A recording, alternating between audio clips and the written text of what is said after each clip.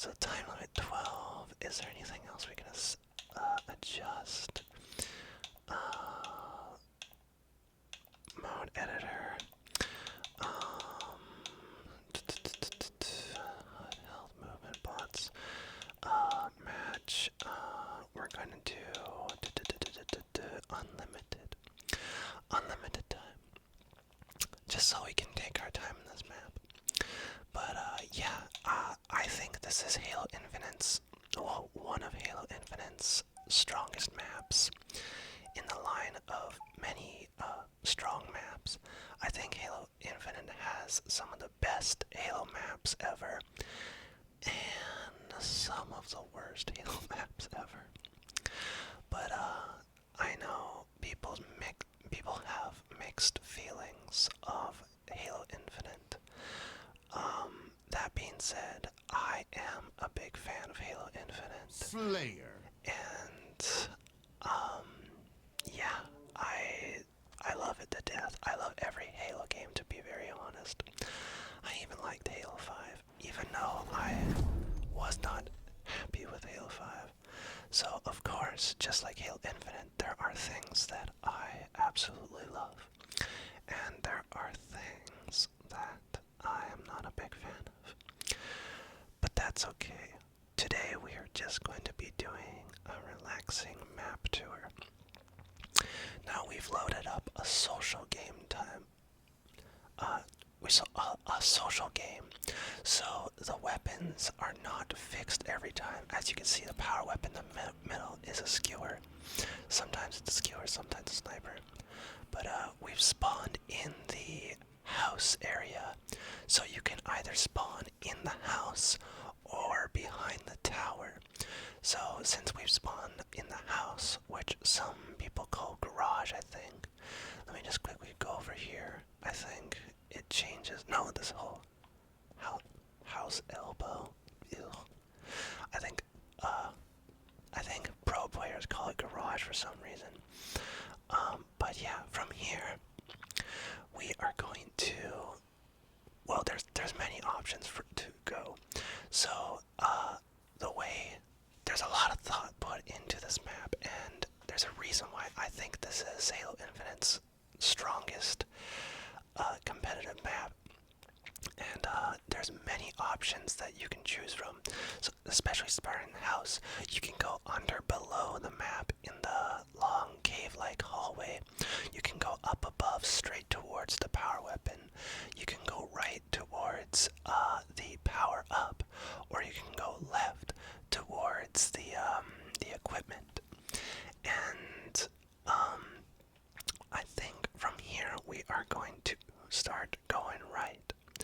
So you go right over here, and let me just acknowledge that yes, it makes sense for a structure like this to have pillars like this. You know, it makes sense structurally wise, and it makes sense on a gameplay wise. There's lots of thought put into this game, because since we are coming from Halo 5 to Halo Infinite, Halo 5 was a lot of Spartan power ability gameplay with like thrusters and whatnot, while Halo Infinite goes back to a more traditional playstyle. And that is definitely the best thing that Halo Infinite has going for itself, is that it plays and feels like classic Halo. And so no power-ups to use at start. It's the same classic song and dance. And speaking of dance, let's say there's a player right here. The traditional thing to do is like you use these pillars to go back and forth and shoot, assuming you have a precision weapon. So, well, like a bandit or a BR. But yeah, since there's not a lot of mobility like in Halo 5, it's more of a cover and shoot, but like, what am I trying to explain? Wait, you you weave back and forth pretty much. It's like the Halo dance. You know what I'm talking about, all you Halo lovers. And yeah, so from here, we are going to go up the stairs, and we have a pulse carbine spawning right here. Now this, since we are in a social playlist, they these spots, Halo Infinite has wall mounts usually where guns and other weapons spawn, and in a social playlist it's usually random, but not entirely random. So this wall set, this spot right here, is usually a medium range weapon spawn, mostly like precision weapons, plus the pulse carbine. So we'll take the pulse carbine for now. And so I've seen this spot spawn pulse carbine, battle rifle, commando, and bandit, I believe. And so the idea behind this is that this right here, you have two spots that enemy Spartans would be coming from. This spot and this spot, assuming that you're not going to get jumped right away, like from close range. So the pulse carbine is strictly a medium range weapon. If you have your target, reticle on a player and it's red, there is the projectiles from the pulse carbine actually follow the player. But it's slower projectiles. So the pulse carbine, although very cool concept, is not the greatest weapon in the sandbox. Although when players are heading towards you, like say they're coming from that direction, or heading straight to you from this direction, this is more ideal because there's no cover. Strafing back and forth is not going to do much for them with the pulse carbine at this range. Pulse carbine is going to lock onto the Spartan, and it will take out their shields in 2 blasts and shoots 3 rounds per blast. And from there, you would most likely take out your precision weapon and headshot them. I think it's 4 blasts altogether to actually take out a player. But yeah, right here is not exactly ideal. I think there's a better spot for the pulse carbine, and I'll try to bring it up when I remember. But yeah, because of the strafing techniques, pulse carbine would be terrible in this spot. Assuming if they're coming up from that ledge and they don't weave behind that pillar, you can definitely hit them easy. But if they're running from that entrance behind the pillars, pulse carbine would be absolutely terrible in this situation. So from here, we are going to, you can either go out this main exit, the live fire training, or you can go out into the dummies area through this little exit. And yeah, we'll go out through this little part. And from here, there's plenty of options. So first off, you are in an open area, and so that's the the Halo magic behind their maps. They tend to put their best items and weapons in the most dangerous spots. So from here, if we're going towards the Quantum Translator allows you to teleport a few times within a certain time limit. Very hard to use, to be honest. It's not the most seeked out power up, so if there's a lot of players around, it might not be worth it to rush. But this spot also spawns active camo, and it also spawns overshields. And in ranked play, this is always active camo. And from here, there is another weapon spawn.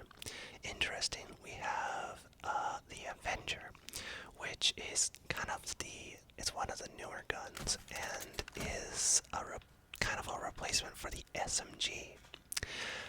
Cool gun.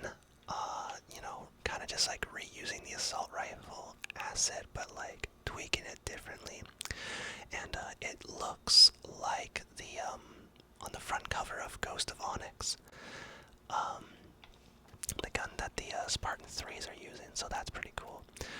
From here, this makes sense because assuming, so I've seen Nidor be spawn right here, and Sentinel Beam spawn right here, and so right here, this spot right here spawns medium range, mostly like high firepower, not high fire rate weapons, because usually when you're running to this, okay, the thing's calling it a turbine.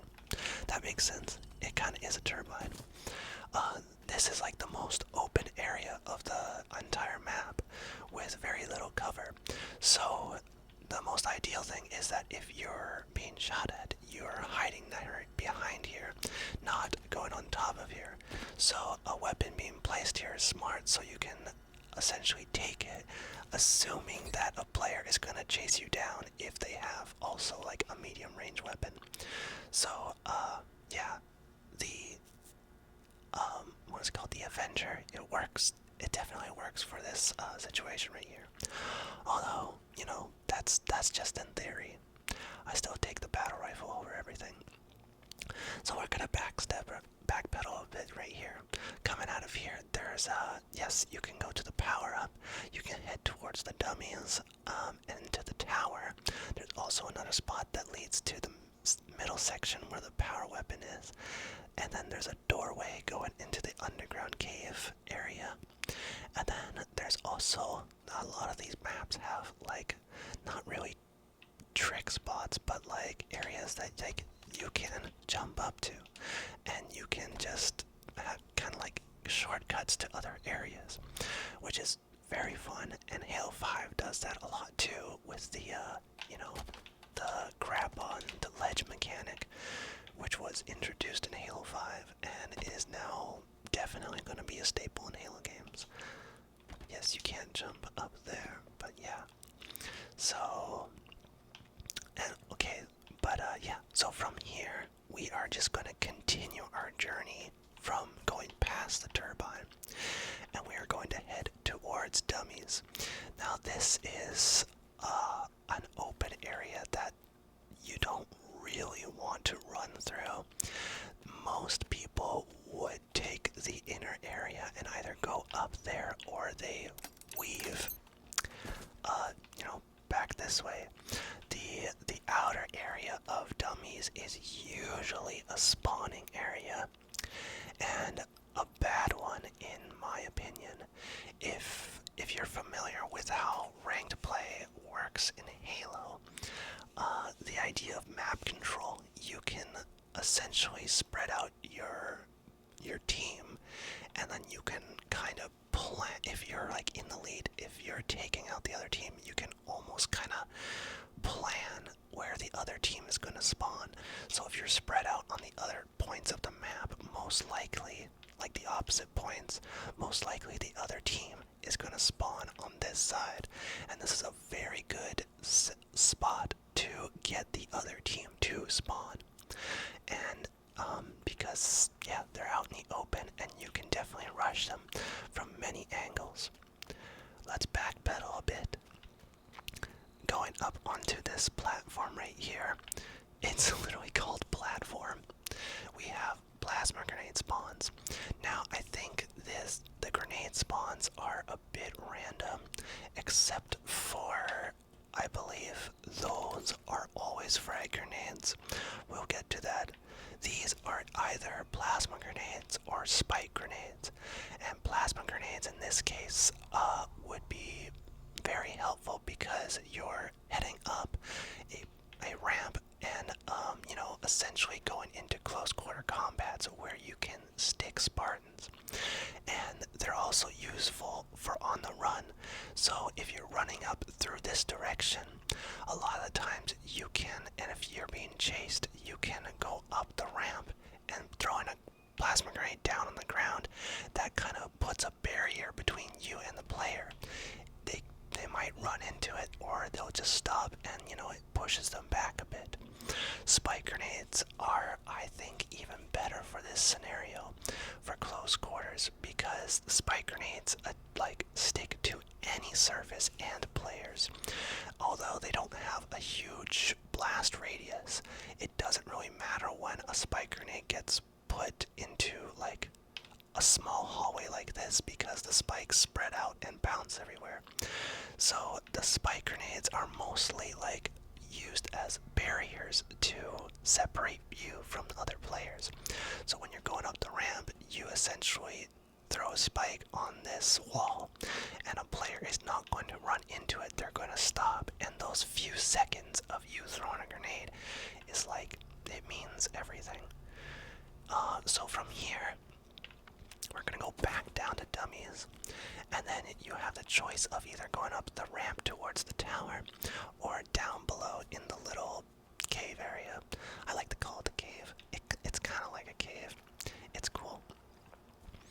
And then right here we get an equipment, and I think I might be wrong, but in ranked play, I don't think there is an equipment here.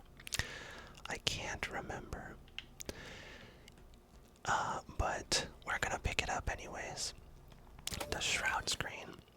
Shroud screen is, yeah, it covers.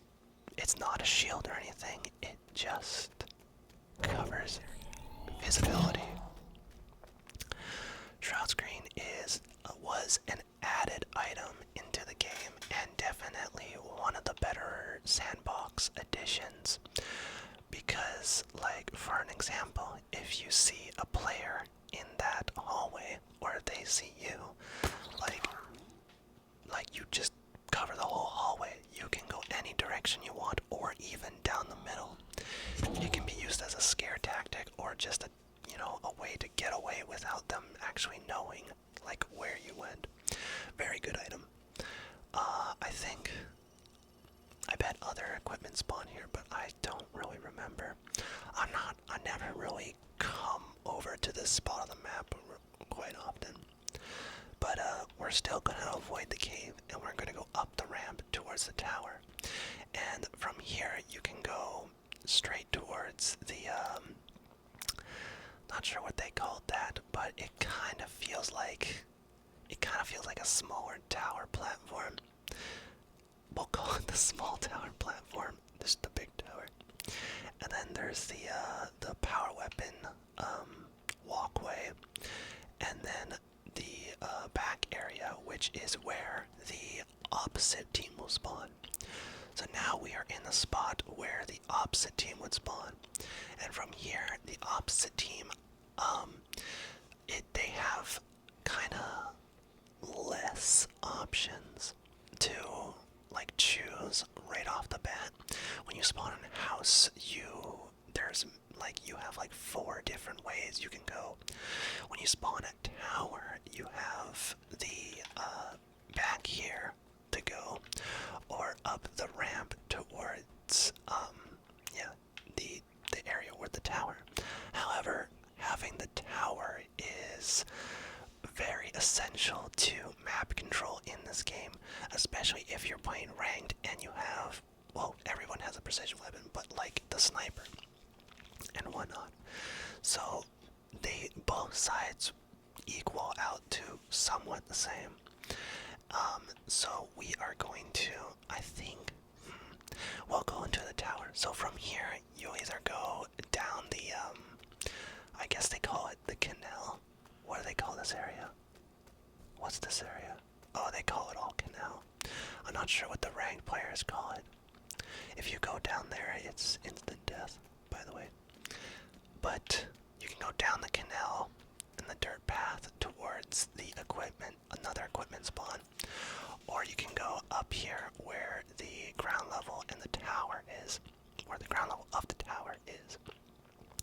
And there's different ways to get to the tower. There's another trick jump right here that easily gets you into the tower. Very helpful for other players to, ambush whoever is in the tower, because then that leads, because traditionally in past Halo games, especially older Halo games, towers are part of map control, but usually it's always like a stairway to the tower. So if someone's has the tower map control, they check out the map and they always check behind them for like an ambush. So this tower is great because you would potentially have two options for an ambush. So going back down here, the underground area right here, which spawns frag grenades, and I believe these are always frag grenades because both sides try to equal out, like, you know, what spawns where. So that side spawns frag grenades just outside the house, and this side spawns frag grenades just under the tower. And now this is a dangerous spot for frag grenades, because if you want more grenades, this is like, think of it as like a cup or like a glove. This whole room, it's not hard to throw a grenade across the map into this glove-like area, and the radius of the grenades will most likely hit you if you're in this area. So although it's a nice area to avoid other players and detection and like weaving and whatnot, it's a deadly spot for grenades, so you don't necessarily want to be in this little glove area for very long. Now we are going to go out of this little glove and we're going to go up the stairs into the tower.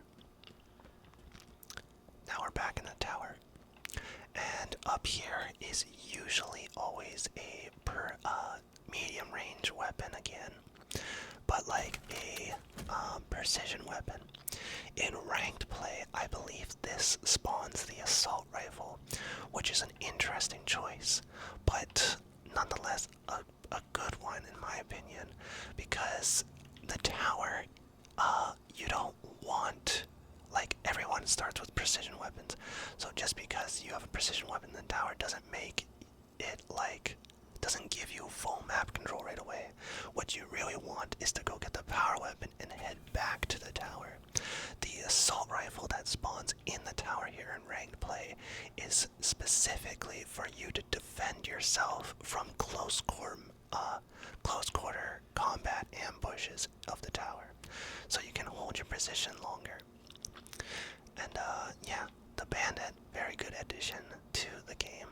Kind of a nod to Halo Reach's DMR, but without the scope.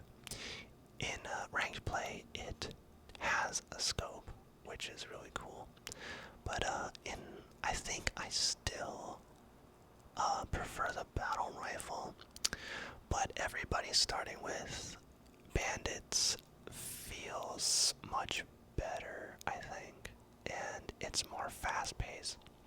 I won't get too much into it. So from the tower, there is this open area, which tends to be a very, like, high-populated area. This section is probably where the most action happens, either this section or that section over there, mainly because this also holds an objective at many times, especially with control. I think that's what it's called, control.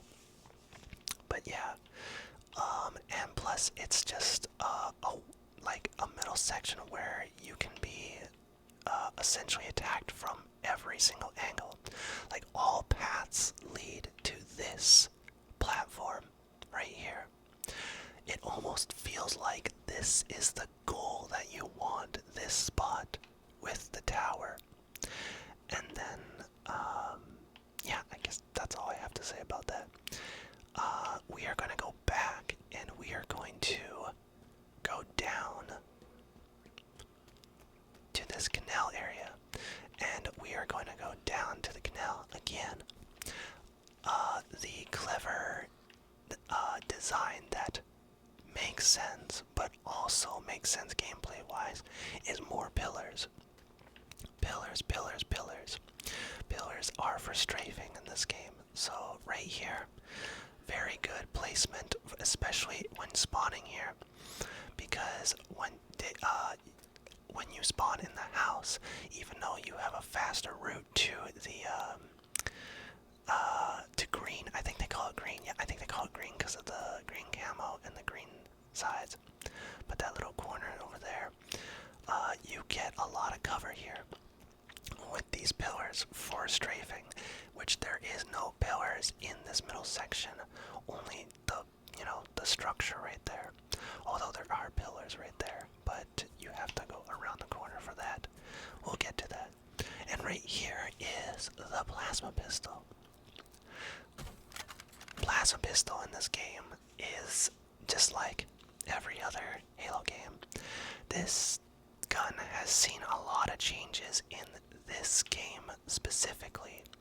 So plasma pistol was strictly for stripping Spartan shields in this game, and they took away the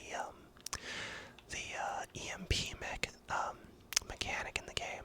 But if you haven't been keeping up with Halo Infinite lately, the charged plasma shot for the plasma pistol now EMPs vehicles as well. They put it back because why remove it in the first place? I understand that you want the electric. They want the electric weapons like the disruptor and the shock rifle to be the EMP weapons of the sandbox, but it kind of just like puts the plasma pistol in an awkward spot, because I think the EMP was only introduced in Halo 3. I think the EMP for vehicles was introduced in Halo 3. I don't think it was introduced in Halo 2. Please correct me if I'm wrong. But ever since that's become the staple of the plasma pistol. It's for shields and vehicles. It's like a utility weapon. And yeah, a good place for this to spawn, because you can, even though this feels like a medium range, this is actually a close quarter combat situation, because you have pillars to take cover behind if people come around the corners, and most of the time coming around the corners is a close range situation. So you would have this charge. Also, people would be coming from above you, and so a quick charge and a quick headshot does the trick. And so from here you can go straight towards the green, or another one of these trick jumps right up to this what do they call it? Nest. That's what they call it, the nest. In ranked play, the nest, actually, okay, we'll get back. Let's go. Actually, yeah, let's go up to the nest. So you go over this way, and this is the main way you take up into the nest. But it's nice to have alternate ways to get up. So from nest, this is a very it seems like a good spot because of the angles you have, and it can be a very good spot. But like I said with the glove, it's very, very easy to throw grenades into this little section here. Like if say you're over here and you saw someone over there, like it's not hard. Like watch how the grenade lands. It can go into, okay, that's not a good throw. But like see how it bounces into there. I don't think that was a good throw either. But yeah, they all exploded down that way. But you get what I'm trying to say. You throw it and it bounces back here, and this cover is very irrelevant at times because of this back angled wall, which is not a flaw. That's how it's designed, because at the same time, if grenades are not being thrown at you, this nest offers a great amount of angles and cover, and this spot always spawns a precision weapon in social play. And this is the commando. The commando is a very, it's the most powerful precision weapon. It has the potential to, I think, kill enemy Spartans the fastest out of all precision weapons. That being said, the recoil and the aim is hard to perfect. It's easier said than done, but a lot of Pro League players tend to have Commando on them, mainly because, their other weapon might run out of ammo. It's technically, I feel like I've seen them use it as like a sidearm more than anything. But yeah, from the nest, you can either go on this bridge towards the tower base level, or you can go back over here to green, and we're going to continue our journey going around the outskirts of this map. So we are going to head towards green. We'll get to this area in a sec. So towards green, this is a very, very chaotic area. Because of an objective that gets placed here, and because of just how much it has to offer as, like, it doesn't look like much, but this actually gives you quite a bit of map control, especially with the repulsor here. So the repulsor, very, very clever place to put it. First off, classic Halo move, put in the open, so, it's a risk to grab, but you can automatically go into the structure of green. Oh, it's called green building. Yeah, okay. And you have instant cover. Green building is also very dangerous for potential grenades. Very easy to throw grenades in here, and because of this back part here, they can bounce off here and potentially kill you. That being said, because of the repulsor, this map kind of provides a repulsor guide 101. It's begging you to camp out right here and repulse other players out.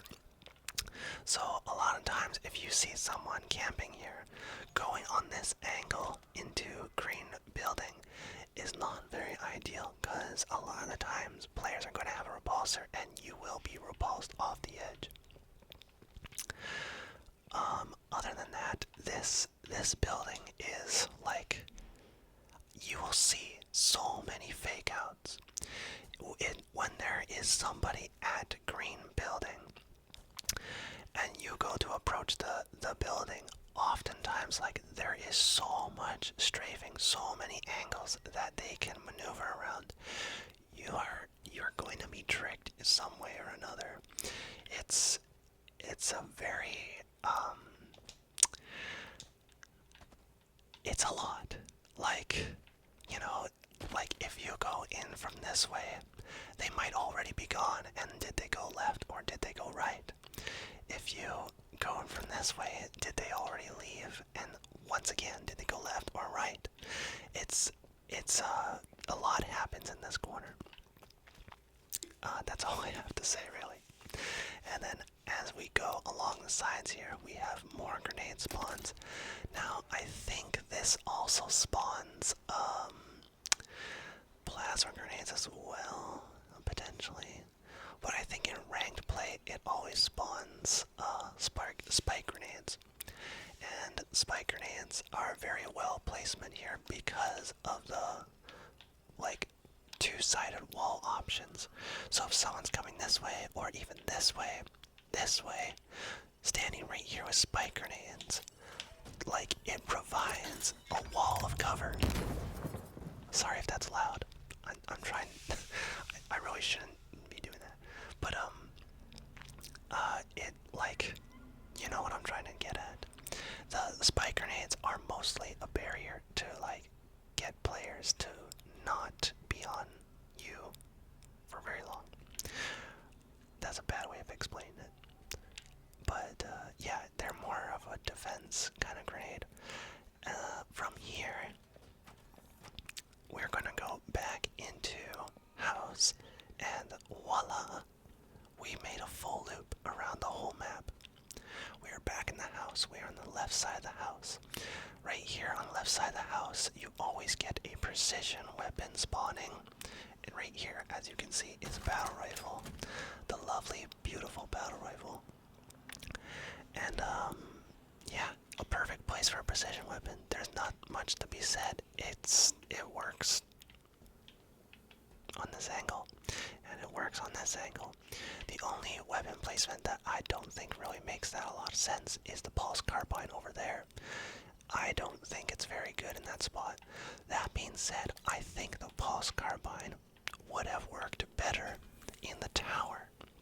Because of a downward angle, it would be able to, because there's three ways of players coming towards you, but it's usually straight on direction.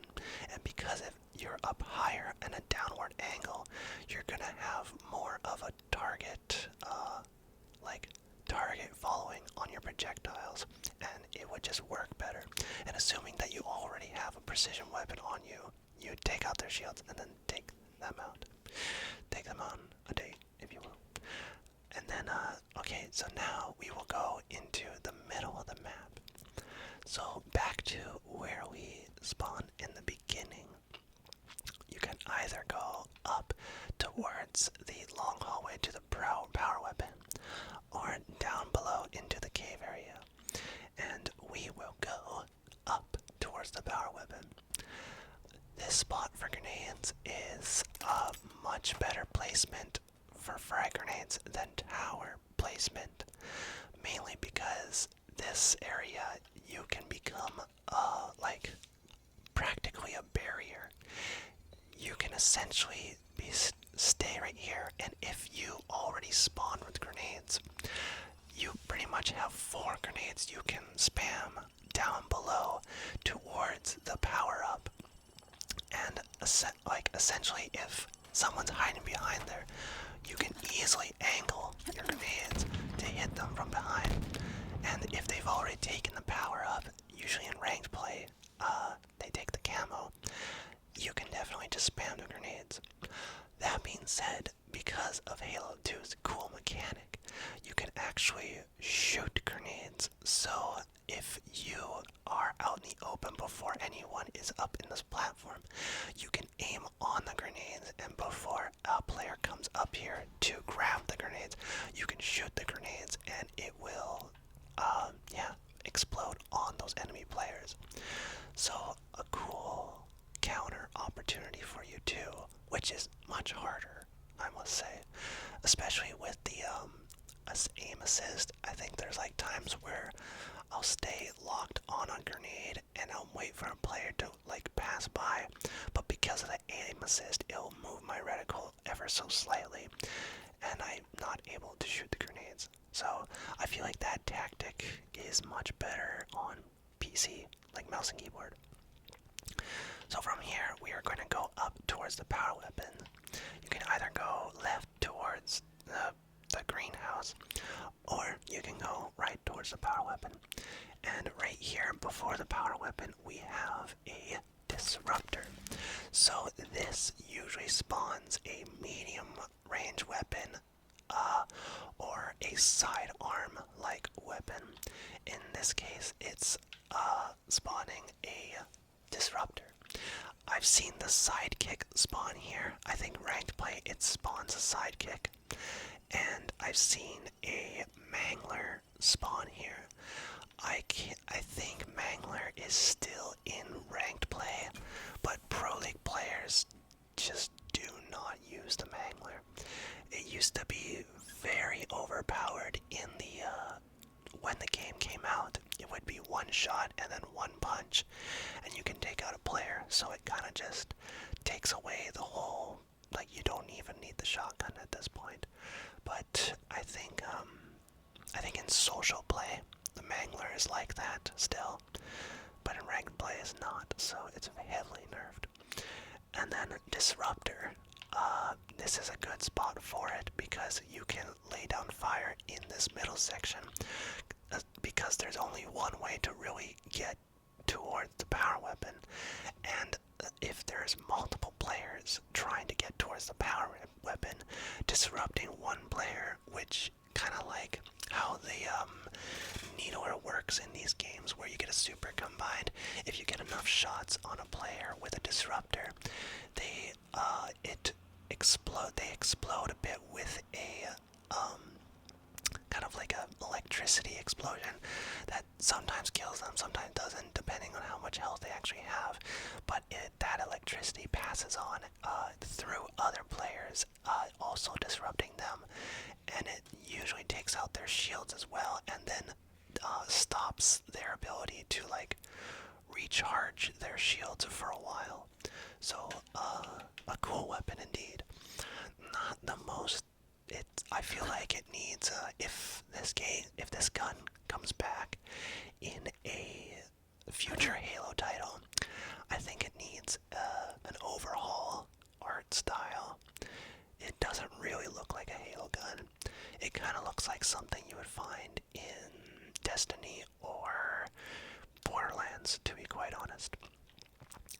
But yeah, from here we go straight to the power weapon. Ranked play, this is always a sniper rifle, I believe. Ranked play does not have the skewer, but in this case, this is the skewer. One shot kill and one shot reload. Very powerful. It's got a powerful punch to it too, and it feels like a multi-purpose gun because it was essentially the replacement of the Spartan laser in past games, because they thought that the Spartan laser took away vehicle play a lot of the times, which they're right. But this gun kind of, I don't know, I think it kind of did the same thing as the Spartan laser did, because it does a lot of damage to vehicles. Not bigger vehicles, but like if you're in a Banshee or a Wasp, one shot's all it's gonna take. And it shoots very fast. Very easy to get kills with this. I think honestly this is easier to get kills with than the Spartan laser, so I don't know. Voice your opinions. I love the skewer.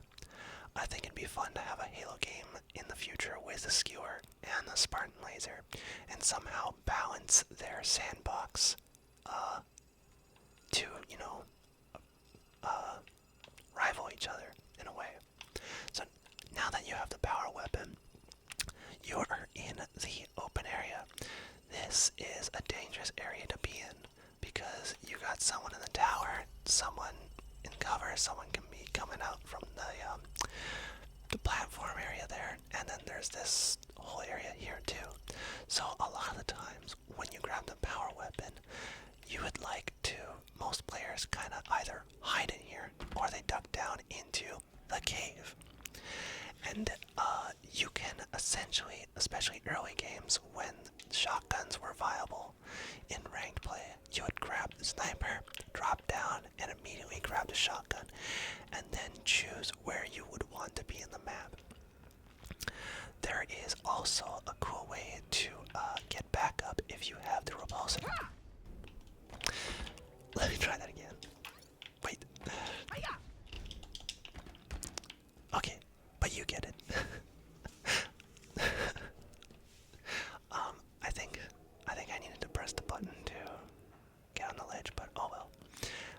But yeah, so from here, even though you're out of harm's way from above, now you're in harm's way down below. So you got to know where your teammates are, and you have to be ready to run in whatever direction. And from here, this either spawns in social play, the Bulldog shotgun, or Heatwave. In this case, it's the Heatwave. In ranked play, I think it's the Heatwave, but I don't think anybody plays that. I don't think Pro League players use it. Heatwave is, I've always thought it was the replacement for the scatter shot in past games, and it's a very fun sandbox item. The rounds bounce. Ooh, that's loud. The rounds bounce off walls and whatnot, which make this situation really good for the Heatwave. It's close quarters. If you get one shot on a player, it's a one-shot punch kill, and yeah. And if you can also lay down 5 essentially shooting at walls, kind of putting a barrier between you and other players. So from here, you can go out this door that leads to the turbine and dummies. You can go out through here, which leads back into house. And you can lead out to, yeah, there's this area here that leads out the dummies, another area, and this part that leads out to the, oh, they call it the yard. This is a very well-placed pillar area, I think. Coming out from here, you got a lot of strafing and cover options. And then also, this pillar has saved many lives, by the way. There is another jump right here to get over instead of using the ramp, so that's another thing you can do. I'm trying to think of other tricks and whatnot. Yeah, that's pretty much it. This map is incredible. I love it. Oh, there is one more. There's one more trick jump. I know pro players are able to do it. You can jump up through this way. So there's another ambush opportunity to do from here. I've never been able to do this, but to be honest, I've never actually tried. You can, okay, essentially you jump up here, and then you somehow get onto that right there. Or maybe just you climb up there. But yeah, that's it. That's Livefire. There is many ways to approach this map in areas. My personal favorite areas is the greenhouse and, you know, the tower. I love that.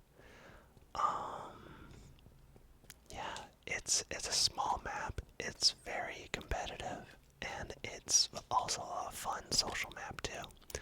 It works well with lots of different game types, and I think is a good staple in the series going forward.